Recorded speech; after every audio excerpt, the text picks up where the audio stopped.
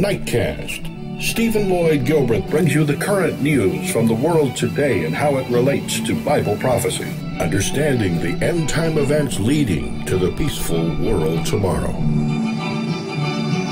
Ladies and gentlemen, Stephen Lloyd Gilbreth. Greetings, friends, and welcome to this July 6, 2014 edition of Nightcast. Our first story takes us to the fourth seal, where it's a pestilence, not of a disease epidemic kind, but of a seismus kind that Jesus Christ mentioned in plain language in the form of rainfall. Heavy rainfall in parts of China has formed a lake of more than 150 square kilometers, 58 square miles. The flooding in Hunan province is up to 7 meters. That'd be 23 feet deep in some areas. Torrential rain across central and southern China is the cause. Emily Thomas has our opening report on this. Just crossing the road becomes a challenge after rains like these. Mashan County in the south of China has been pummeled by heavy downpours. Roads, even cars, have disappeared under the churning water. People everywhere trapped by the floods. This man stranded up a tree. Others stand in water up to their knees waiting for help. In central China too, rescue workers navigate the fast-flowing floodwaters, bringing people in Hubei province to safety. Further south, rescuers speed through a watery world. Much of Huaihua city in Hunan province has been swallowed by the floods. This huge lake has been formed by the rain. It covers more than 150 square kilometers. In places, it's up to 7 meters deep. Many buildings have been submerged and more than 1,000 people have had to leave their homes. They take shelter at rescue centres. It's a relief to be where it's warm and dry. And well worth the effort to get there. For many, the journey was fraught. Emily Thomas, BBC News. And friends, I have to ask the question. It makes you wonder if German Chancellor Angela Merkel's visit to China, if it doesn't have something to do with the flooding and what's happening there. The German Chancellor, Angela Merkel, has met the Chinese premier in Beijing as she begins her 3-day visit to China. The pair will hold formal talks tomorrow about strengthening economic ties and enhancing mutual trust. Stephen Evans reports. Angela Merkel arrived for her 7th visit to China, a measure of the weight she puts on the relationship. In the southwestern city of Chengdu, she toured a Volkswagen factory, a joint venture with a Chinese company. The 3-day tour is all about trade. China and Germany are the world's champion exporters. China buys German machinery, and its rising middle class buys German cars. And Germany's economy has been kept ticking over by Chinese orders. Trade is pretty balanced. Germany sold goods worth $91 billion to China last year, and China sold goods worth $99 billion. In the past, Chancellor Merkel struck a balance between condemning human rights abuses in China, but not wanting to alienate the leadership too much. It's not clear how strongly she'll speak out this time. The 3-day trip started in the province of Sichuan, with a population of 80 million people. Just one province, but with the same population as Germany. That's how important the Chinese market is. But German companies tread carefully. They've complained that Chinese companies just copy their ideas. China wants glossy Western consumer goods, and the Chinese market is too big for the West to ignore. Chinese leaders hold a joint session with the German cabinet later this year. It's a profitable relationship for both sides. Stephen Evans, BBC News, Berlin. Thank you, Stephen Evans. And friends, we'll go next to James Reynolds in Israel for a report over there on the Palestinian teenager Mohammad Abu Khdair, who was whose death sparked days of violent protest. Israeli police told the BBC that the young 16-year-old Khdair was murdered because of his nationality. His death followed the murder of 3 Israeli students. Khdair's cousin is in this news. Mobile phone footage appearing to show 2 Israeli policemen punching these headnotes say 15-year-old in the head. Here's James Reynolds. Mohammad Abu Khdair was abducted and killed on Wednesday. A post-mortem suggests that the 16-year-old was burned while he was still alive. His family in East Jerusalem buried him on Friday and called for justice. Israel's police have now arrested a number of Jewish suspects. I promise you that those who perpetrated this terrible crime, which is worth every kind of condemnation and denunciation, will be prosecuted to the full extent of the law. Such murderers do not belong in Israeli society. To Mohammed's father, here accepting condolences, the arrests provide little comfort. The arrests don't make me happy. They burned my son. Nothing will bring him back. Israel is also facing calls to explain what happened here to Mohammed's 15-year-old cousin Tariq from America. These pictures, too graphic to play fully, appear to show Tariq being kicked and punched by the Israeli police during a demonstration provoked by his cousin's death. This afternoon, Tariq, his face still swollen, was released to serve 9 days house arrest. I was watching the group of people and they came from the side of me and they hit me and they kept hitting me and then I fell asleep and then I woke up in the hospital. The US State Department says that it's profoundly troubled by what happened to this teenager. It says it wants a speedy and credible investigation. Israel's Justice Ministry says that it is investigating. And Israel has further worries of its own. On Tuesday, the country buried 3 of its own teenagers, abducted in June. Israel has yet to find their killers. James Reynolds, BBC News, Jerusalem. Thank you. And James Reynolds filed an update after this video, friends, which we have in which it shows Israeli police are examining the video footage, which appears to show 2 policemen punching and kicking the cousin of the Palestinian teenager who was murdered last week. And I think if you listen closely in the video, the confusion about the ages was clarified.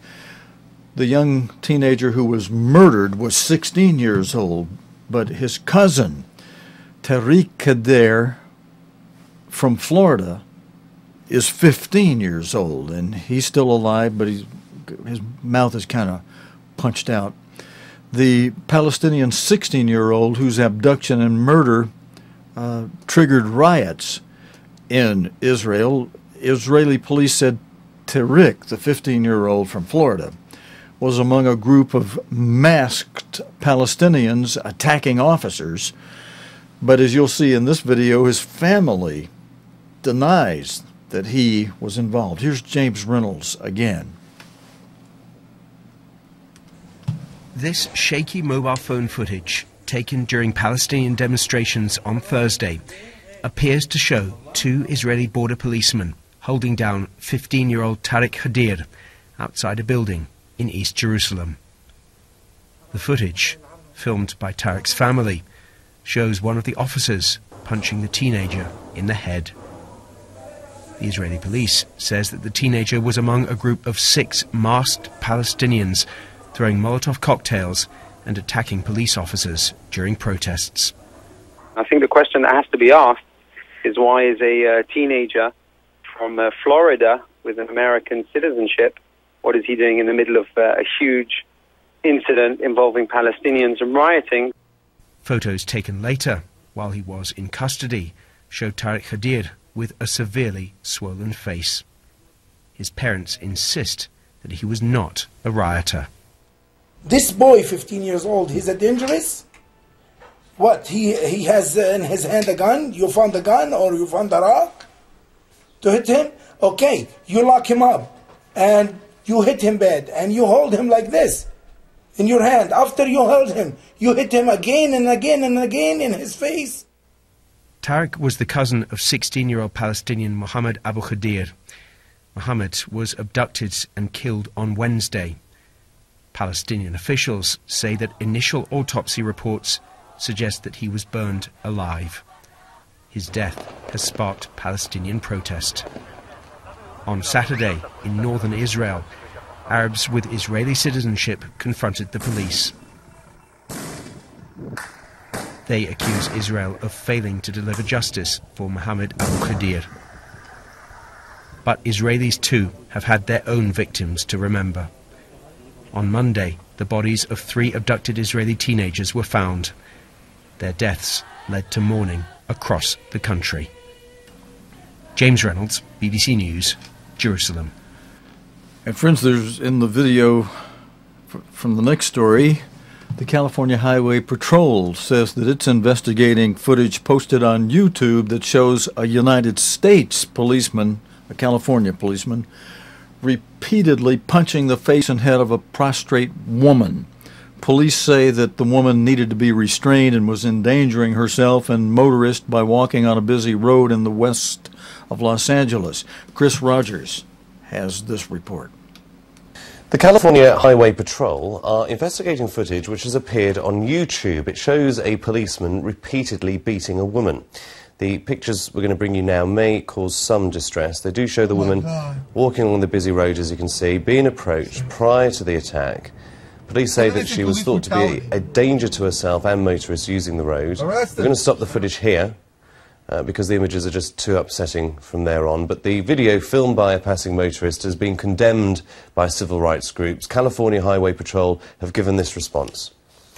What we understand to have occurred at this point was that she started to walk down the on-ramp and then turned around and came back up and crossed lanes of traffic, endangering herself and the motoring public. It was a heavy traffic at that time, but people aren't anticipating a citizen being out there on the freeway walking. And this is one of those circumstances where we will be looking at what transpired and why it occurred. Okay, friends, news from the Middle East, or from Europe. Ukraine rebels are in tactical retreat.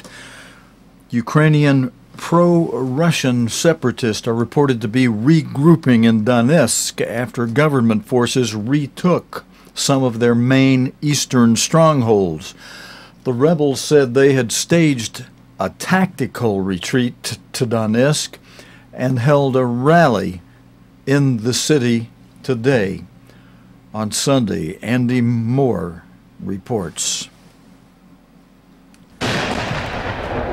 Pictures from the Ukrainian Defense Ministry of the battle for Kramatorsk, one of 4 cities the Ukrainians now claim to have regained from pro-Russian forces. The rebels' flag was taken down from their headquarters. It was a similar story in nearby Slavyansk, where the defense minister called the president to say the town had been cleared of terrorists and the Ukrainian flag was being raised. Today, on his Facebook page, Ukraine's Interior Minister Arsen Avakov said he'd been in Slavyansk and he posted pictures of Ukrainian forces in the city. The pro-Russian troops have fallen back to the regional capital of Donetsk, where they say they will regroup and continue the fight. They've been trying to get to Slavyansk for 3 months. Let them try to come to Donetsk. Then we'll see. War is just starting. Today the city has been the scene of pro-Russian demonstrations. Several hundred people gathered in the main square in a show of support for the insurgency. One of the rebel leaders said they would not surrender. So where could we retreat from Donetsk? To Mars maybe? Maybe just Mars. We've got nowhere else to go. Today it was a case of bread rather than bullets for the Ukrainian forces in Slavyansk. They were giving out supplies to a population who, whatever their allegiance, seemed happy to be getting food. Andy Moore, BBC News. Friends, I have a couple of videos next out of Iraq. This first one will be from yesterday's news. It will show the Islamist military group ISIS, who has released a video apparently showing its leader Abu Bakr al-Baghdadi giving a sermon at a mosque in Mosul, northern Iraq. And this sermon would have been, now they'll say yesterday in this video, but remember this is yesterday's video. So yesterday in the video will be referring to his giving this sermon at a mosque in Mosul on Friday. Friday being the worship day for the Islamic religion. And there are some reports, some history reports you can read. They purposely picked Friday to be in the week ahead of when the Jews and true Christians worship on the Sabbath, and when other professing Christians worship on the day instituted by the Catholic Church in worship of the pagan sun god Baal. Look, we call a spade here, and I know I make some of you angry with me. I get some really nasty comments and emails, especially from some of the Islamic religion. And, you know, you're welcome to your opinion, but I'm not going to repeat your comments or publish them either. And, you know, and you don't have to tune in here. There are a lot of other places you can go watch your news if you don't like the way I tell it like it is here.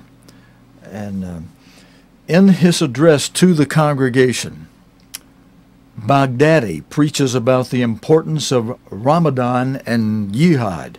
It's thought to be the first video of the Islamist leader and has surfaced some 24 hours after rumors he had been injured or even killed in an attack.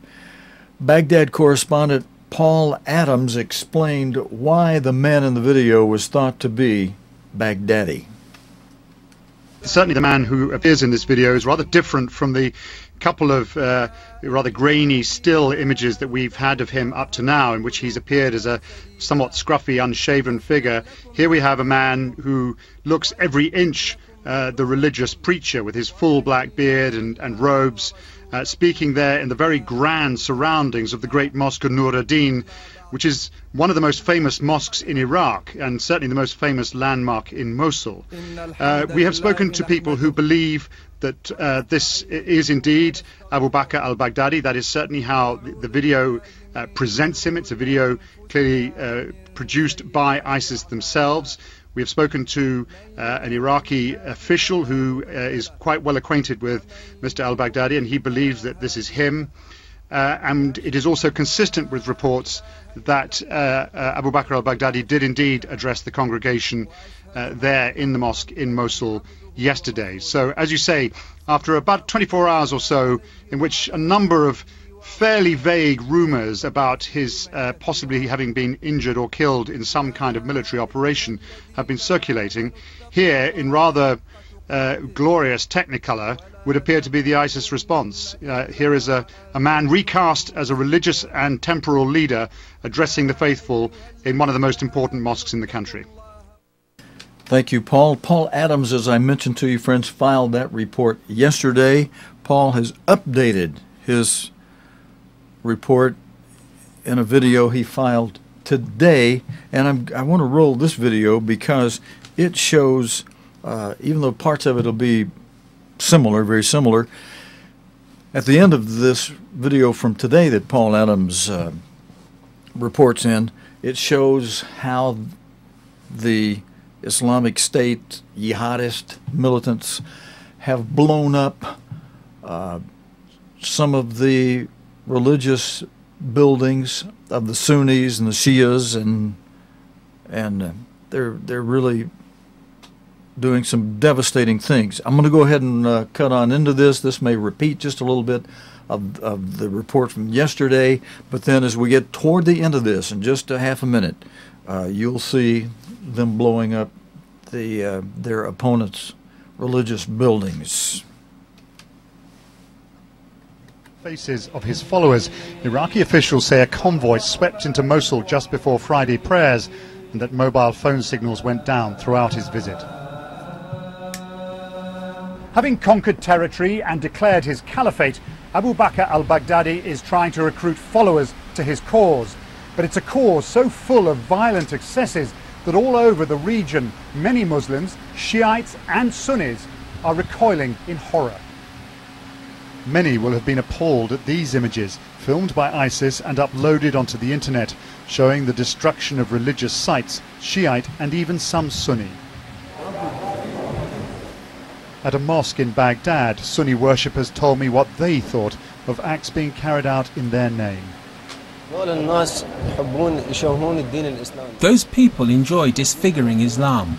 Everyone knows what our religion is, and history proves it. The fundamentalism of ISIS has no time for traditions like this. As Iraq spins out of control, intolerance is on the rise. Paul Adams, BBC News, Baghdad.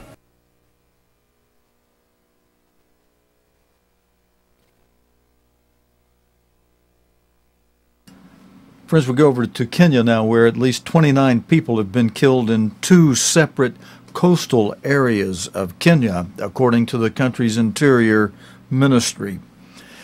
The Somali militant Islamist group al-Shabaab has claimed responsibility for the attacks, according to this report by BBC's Peter Biles. The attackers struck under the cover of darkness. Gamba, close to the Tana River, was one of 2 places to be targeted. Gunmen broke into the local police station. Gamba police station was attacked and 9 people were killed during this attack, among them the 8 inmates and a police officer. There were more killings when armed men raided the trading centre of Hindi, not far from the Somali border. An unknown number of persons attacked Hindi area at around the same time, 11 p.m. They burned 7 houses, including a church, killed 12 people and injured 2. Somalia's Islamist group al-Shabaab says it carried out both attacks, as it did last month when more than 60 people were killed in this same coastal region. Strangely, Kenyan officials are again suggesting that local politicians from Mombasa may have been responsible for the violence rather than al-Shabaab. But what's not in dispute is that al-Shabaab regards itself as at war with Kenya. It wants to see the withdrawal of Kenyan forces who are in Somalia to support the government there. Peter Biles, BBC News. Thank you, Peter. Friends, what you've been hearing in the news so far relates to, or in the last several stories, relates to the second seal, which in the book of Revelation is depicted as a red horse, which Jesus Christ described the activities of the horse. Jesus Christ described in plain language. And the gospel writers wrote it up in Matthew 24, Mark 13, Luke 21, as war, rumors of war and world war, nation against nation, kingdom against kingdom, and we're now in the recess between round 2 and round 3 of world war. But our next story, and one of our earlier stories, the flooding, relates to the 4th seal of Revelation. You see it over there. It's kind of a pale green color, and the book of Revelation depicts the 4th seal as a pale colored horse with a rider whose name is named Death, alongside whom Hades, hell, the grave, rides. And Jesus Christ described the activities of this horse, this deadly horse, mainly as loimus, meaning pestilence, disease epidemics, the plagues of Egypt. But he also described the activities between the famine, black horse, the 3rd seal, and the 5th seal of Great Tribulation as activities of seismus, commotions in the air, commotions on the ground, and tarak, trouble. Not the mega trouble of the Great Tribulation of the 5th seal, but trouble that leads up to and builds up to the Great Tribulation. That is the time of World War III, the time of the revived Holy Roman Empire, the time of an emperor being crowned in Frankfurt, Germany by the Pope, and a time of a great martyrdom, the time of Jacob's trouble, a time that Jesus Christ described as being so bad there's no time before it ever been as bad, and no time after it again will ever be as bad. But that time, that's the next major event to happen in prophecy, is that fifth seal, the Great Tribulation, and it's on the way. But before that, we have these first four seals operative, and the fourth seal relates to our next story in the sense of the thing Jesus Christ primarily described about this seal, the loimos, the pestilence, the disease epidemics, even the plagues of Egypt. But related to this next story, health ministers from West Africa, from West African countries, have adopted a common strategy to fight the deadly Ebola outbreak. After an emergency meeting in Ghana, ministers promised better collaboration across the region to contain the virus. Green Harrington reports. The emergency meeting was called by the World Health Organization to find a plan to contain the virus, which has been spreading across the region. The WHO is to open a regional control centre in Guinea to coordinate technical support. It's also asked governments to work with religious and community leaders to improve awareness. Doctors working in the region have welcomed the strategy. It's very important to continue to mobilize all the society and to keep the population on board, because they are quite afraid. So it's very important also to communicate and again with the population to explain that Ebola can be stopped, but we need the population on board to do that. Medical staff have been calling for a stronger approach since the outbreak began in March. Ebola kills up to 90% of those infected. There's no treatment and no cure. And the fear of the disease has made the crisis worse. Medics have faced a hostile reaction in some areas, with health workers being attacked by mobs. Now they say it's urgent that the message gets out to bring patients to isolation areas for treatment, and that effective communication, rather than shutting borders, will be the key to ending the crisis. Grania Harrington, BBC News. Okay, Grania Harrington, thank you very much. And friends, we have Emily Thomas reporting again. This time Emily is in southern Poland, where 11 people have been killed in a plane crash there. This small plane was carrying members of a parachute club when it crashed into the ground and burst into flames. Firefighters say 11 parachutists and a pilot were on board. All but one were killed. People living nearby rushed to help. Just after the crash, local residents came running to the wreckage and helped to save one of the passengers. A 40-year-old man was taken to hospital. Unfortunately, everything indicates that he is the only person who survived the crash. It's not clear what caused the crash, and the police have launched an investigation. You know, friends, when events happen that make major world news, it makes me take a pause and see, okay, what else may be going on in that country that God wants us to put our focus on? So I went back to one of the last stories. I believe we played this on May 25, because this is from our, well, no, I'm sorry, I meant June 19. There's another event happened on May 25 that I took a look at from our archive, but on June 19 I pulled this next video I'm going to show you that relates to a political crisis that erupted in Poland after raids on a weekly magazine that published recordings of the Interior Ministry and the head of the country's central bank discussing ways to help the government win re-election. The Prime Minister is considering calling early elections if the crisis drags on. And Poland, very critical to what may happen in the coming together of a complete federation of a united Europe, a United States of Europe. Adam Easton has the report on what I was just telling you about from Warsaw. The following report contains flash photography. It's the most damaging scandal the Prime Minister has faced since he took office 7 years ago. Private conversations between government ministers and senior officials were secretly recorded in a Warsaw restaurant. In one, Interior Minister Bartłomiej Sienkiewicz and the head of the central bank, Marek Belka, discussed ways the bank could boost the economy to help the government get re-elected next year. The bank is independent and not supposed to get involved in party politics. The scandal really erupted when security forces raided the magazine's offices to retrieve the tapes.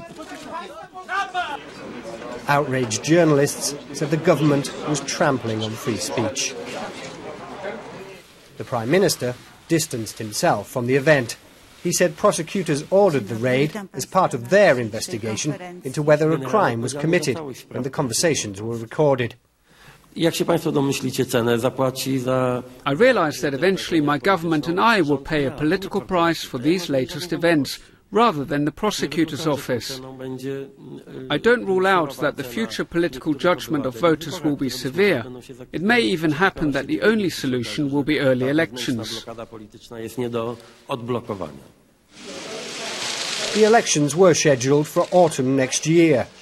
Mr. Tusk is the first Prime Minister to win re-election in Poland since democracy was reintroduced in 1989. He is hoping to make it a hat trick of victories.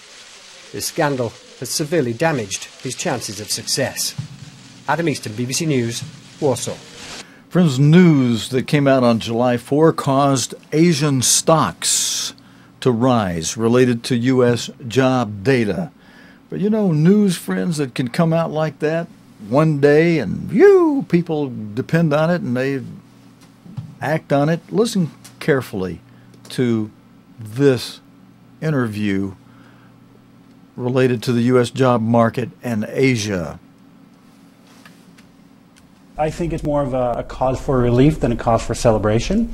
It is very good news, and it is hopefully the start of a very good trend in the U.S. economy. Now, you say it's a cause for relief, but we know that that first quarter GDP contracted some 3%. So there's a real concern, particularly here in Asia. A lot of investors watching the U.S., a lot of manufacturers counting on the U.S. market as well. So to what extent does the U.S. continue to influence what happens here?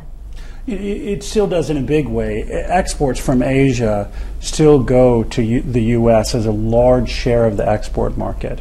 And American companies in Asia are still producing quite a lot in terms of foreign direct investment and things for re-export, as well as things for the large economies in Asia. So there's a huge kind of overlap between the benefits between those countries. Unfortunately, what we're seeing is the rates of growth of exports out of places like China to the U.S. declining. Well, the rate of growth is declining by almost 10% this year. Right. So it was something like 14% last year in terms of growth. It's about 6% this year. Right. So those rates of growth of exports from Japan, China, and other places are slowing this year. Friends, that was Tony Nash speaking with the BBC's Sharanjit Lail, and the BBC host was asking Mr. Nash, the economist, for his analysis of the U.S. jobs data and how it is impacting and affecting Asia. That's it for tonight's report. Friends, thanks for joining me for this Sunday night edition of Nightcast. God willing and the creek don't rise, we'll be back again Monday night with the Monday night edition of Nightcast, the current news related to the Bible and prophecy here on COGTV.org or Nightcast, night-cast.tv. Until next time, your host Stephen Lloyd Gilbreth saying so long.